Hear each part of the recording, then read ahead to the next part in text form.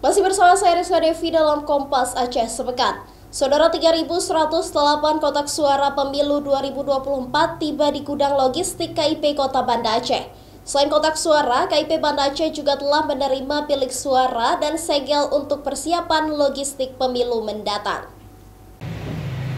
Komisi Independen Pemilihan Kota Banda Aceh menerima 3.108 kotak suara pemilu 2024. Pengiriman kotak suara ini dilakukan secara bertahap.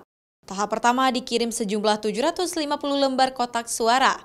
Tahap kedua dikirim 2.358 kotak yang tiba hari ini di gudang logistik KIP Kota Banda Aceh.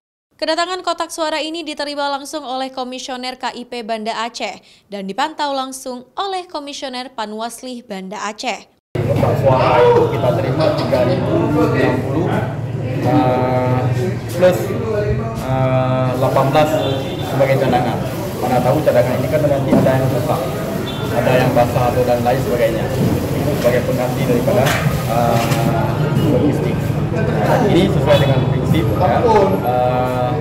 PKPU di nomor 14. Sebelumnya KIP Kota Banda Aceh telah menerima beberapa logistik pemilu lainnya seperti bilik suara 2.472 lembar dan segel 59.522 keping sesuai dengan kebutuhan. KIP Banda Aceh kini masih menunggu pengiriman tinta dan surat suara untuk kelengkapan logistik pemilu 2024. Nova Misdayanti, Kompas TV, Banda Aceh.